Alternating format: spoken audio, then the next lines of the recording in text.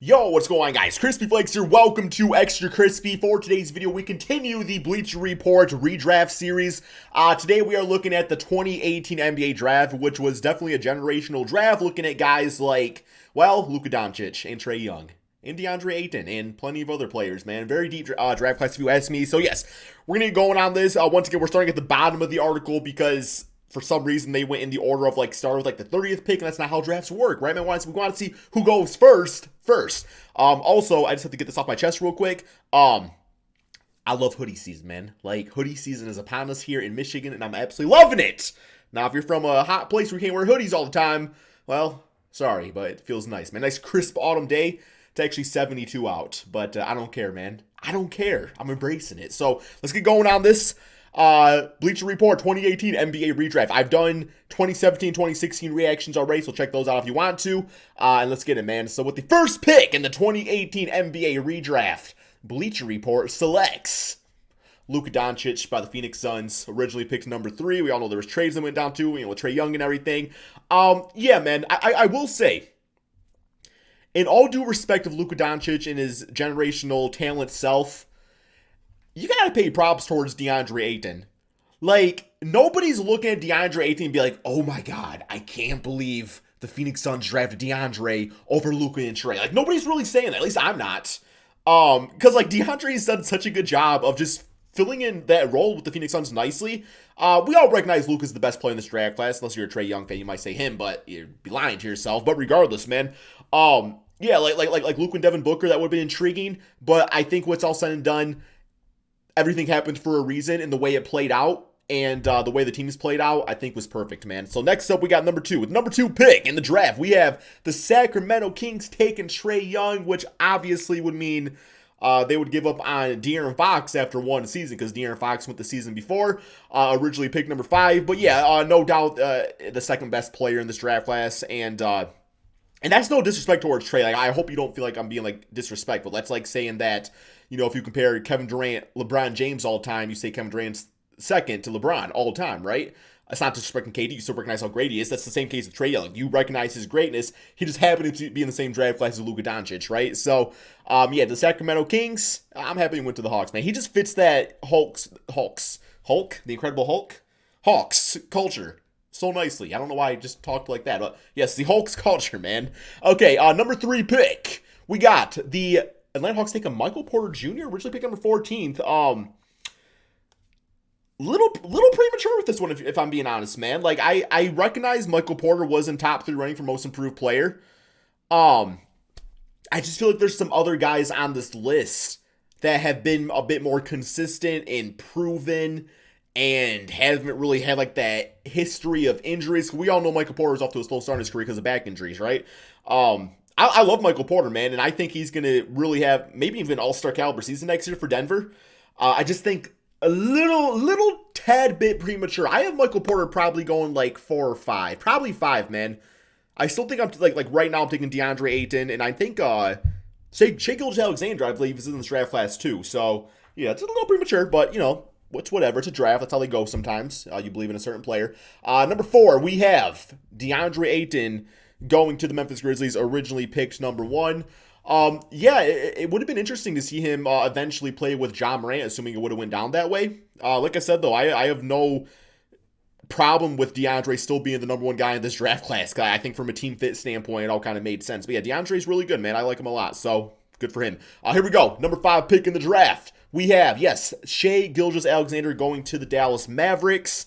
Absolute all-star, point guard / shooting guard, combo guard, I guess, at this point in his NBA career. Really happy he signed an extension with the OKC Thunder. Just definitely a guy you can build around, still extremely young and everything. Definitely warrants being, top 5. I would personally even say in a top 3 or top 4 personally, man. But yeah, no issues with this really. Dallas Mavericks getting Shai, that's nice. Okay, here we go, man. 6th pick in the draft. We have Mikal Bridges to the Orlando Magic. So I remember when Mikal came out of college, I could be wrong, he went to Villanova, right? I don't know if it actually says that or not. I think it was Villanova. I could totally be wrong about that. But I remember when he came, into the NBA, I was like, this right here is going to be the perfect NBA player. And by perfect, I mean, I just kind of saw that glue-esque role player type of guy out there. You know, I always say those type of guys are like Draymond Green or like Marcus Smart, just the guys that do all the little things that lead to W's and everything, right, man? And that's what I saw with Mikal Bridges, and he's proven to be that guy. You know, realistically speaking, with the Phoenix Suns, like you don't look at him and be like that's the best player on the team. But you're like, wow, that's a guy that you definitely have to watch out for, right? So yeah, him going to the Magic, just a good foundation to start with right there. Next up, we got the 7th pick in the draft. We got Jaren Jackson Jr. going to the Chicago Bulls. Even Jaren Jackson, I would be a little bit higher on here. He was picked number 4 originally here. Think about Jaren Jackson. He's had injury issues over the past few seasons, but when he is healthy, when he's good to go, you see just the the most optimal, really 4/5 in the NBA. I personally would like Jaren Jackson at the 5 spot all the time, but the 4 spot works nice too, being a 7-footer that can knock on a 3-point shot, block shots, and everything. When I look at Jaren Jackson, like his potential and just like what he's done early on in his NBA career, I always look at him being like this is exactly what like Miles Turner should have been for the Pacers. And that's no disrespect to Turner. I just don't think Turner ever like broke out as like that go-to scorer guy. And I can kind of see that with Jaren Jackson in the future. So I just hope he can stay healthy and everything. Next up, we got the 8th pick in the draft, going to the Cleveland Cavaliers, selecting Robert Williams, or Time Lord, as people call him. I still don't know the reason behind that nickname. People always explain it, and I always forget. I never really watched Doctor Who, if that's a Doctor Who reference, man. But, yeah, Robert Williams, I loved the contract he just got this offseason with the Celtics. You can definitely see the full package with him. I'm still going to say he's this era's DeAndre Jordan. I've been saying that essentially since he was drafted and everything, maybe even a little bit more mobile and everything, right? I think he's a little bit shorter too. But yeah, man, he's going to have a really good season for the Celtics. In this case, going to the Cavaliers, but yeah, man. Okay, here we go. 9th pick in the draft. We have Mitchell Robinson to the New York Knicks, originally picked number 36. These ones are always funny, and it always really just it goes to show just how smart NBA scouts can be at times. Like, yes, in this case, he's going number 9 to the Knicks, originally picked number 36 by the Knicks. The fact that they had the foresight to see how good he was going to be is amazing. Now, I still think Mitchell Robinson does have a lot more to prove. Like, when he does play, once again, same case as like Robert Williams or Jaren Jackson. Like, you see it, everything there. You just got to see the more consistent side, right? Yeah, because who they end up taking? Who was picked number 9 in this draft? This wasn't, was it Kevin Knox, was it? Was it that draft class? I don't remember, man. I do not remember. Okay, so we got the 10th pick here. We got Colin Sexton going to the Philadelphia 76ers, originally picked number 8.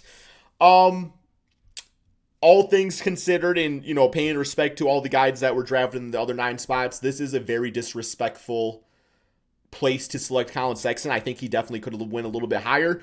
I don't think he's warranted falling out of like his 8th spot that he was originally picked. People for some reason don't like Colin Sexton, but this is a guard that knows how to put the ball in the basket. That has improved, a little bit over with his playmaking over the past few seasons. It got to a point though where, like when he started off being a point guard for the Cavaliers, you're like, okay, like we got to make him like a playmaker, and then he became the 2 guard and he kind of embraced more of the scoring side, and he plays relatively good defense and everything too, man. So I think it's a little bit disrespectful right here.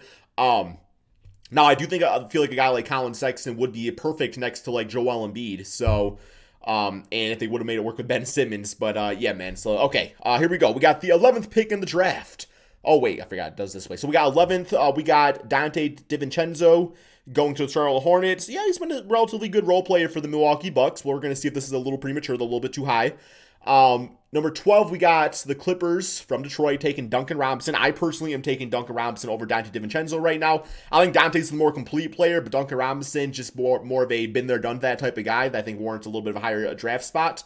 Also originally undrafted, which is just crazy, man. And I remember watching him at Michigan. I was like, this is going to be a good NBA player. He had the length. He had the length, height, whatever you want to say. He had the 3-point shot. And I was like, he's going to be good. He's going to be something. Next up, we got Miles Bridges to the LA Clippers, originally picked number 12. Good athletic player right there. Had some good moments last season for the Charlotte Hornets. Just ultimately speaking, it didn't really lead to W's, right? So you always wonder if that's a little bit more of like filler stats. Next up, we got the Denver Nuggets taking Wendell Carter Jr., originally picked number 7. I agree with him kind of falling a little bit. Wendell, I still don't think we've seen the best of Wendell. I think there's a lot more to see from him. Career averages of 15 points, 11 rebounds, 1.4 blocks per 75 possessions. Those are really good numbers, though. Next up, we got the Washington Wizards with Devontae Graham, originally picked number 34. Yeah, I remember him in the Hornets, kind of that diamond in the rough type of player that was on a really cheap contract that played really good all of a sudden.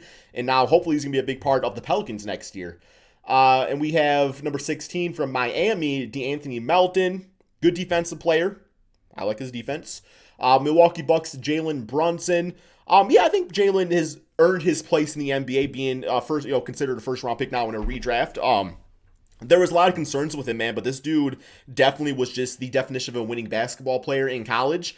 And maybe not the most athletic guy out there, but you always kind of saw with Jalen Brunson. I always kind of thought he was like a Sean Livingston type. Just like, you just saw that composure and that ability to run an offense. We got the Spurs taking Kevin Huerter. Okay, yeah, Kevin Huerter's nice. Originally picked number 19. Deshaun Tate to the Hawks, originally undrafted. Yeah, he was All-NBA. Well, he was All-NBA rookie last year because obviously he didn't play up until this point, but he would have been eligible back then.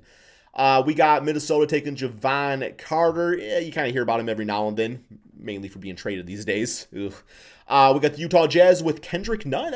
He seems a little low, man. I mean, I know he was undrafted, so 21 over undrafted is way better, but yeah, interesting.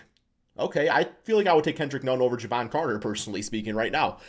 We got Chicago Bulls. Wow, Marvin Bagley falling all the way down, man, to number 22, originally picked second. This one's tough because you see the potential when he's actually good and healthy. And I guess this redraft is putting that into consideration. We have not really seen Marvin Bagley good and healthy at the same time. So, okay. Man, oof. That's a tough pill to swallow, man. Tough pill to swallow. Here we got Jared Vanderbilt to the Pacers. Good versatile 4. Okay. Bruce Brown to the Portland Trailblazers. Love my dude Bruce Brown, man. I love him so much. I wish the Pistons would get rid of him, but I understand too. Love him on the Nets, though. We got Grayson Allen to the Lakers. Okay. Mo Bamba to the 76ers. Another guy, pick number 6 that you just feel like has still not been given that great opportunity. He's been given opportunities, maybe not the most prestigious, optimal opportunity, though. I still think Mo Bamba's going to be good in time, man. We got Gary Trent Jr. to the Boston Celtics. That seems really low, man. Gary Trent is a damn bucket, bro. Wow, really? That's just wrong. Gary Trent should be way higher on this list. Now, if it's Gary Trent Sr., then okay, he's probably, like 70 now. So, yeah, you probably don't want to see him playing basketball on your basketball team. But, yeah, this is disrespectful. Golden State Warriors, Diallo. I also think a bit disrespectful, not just saying that because I'm a Piston fan. I just think he's a pretty solid NBA player. Drew Eubanks to the Brooklyn Nets. Mo Wagner to the Atlanta Hawks. Okay, man, and that right there is the redraft. Not going to lie, I do disagree with quite a bit of this. Sorry, Andy Bailey. Just, yeah, some of this wasn't it, fam. That's all we got for the video, guys. Check out the other ones. Thank you all so much for watching, and peace out.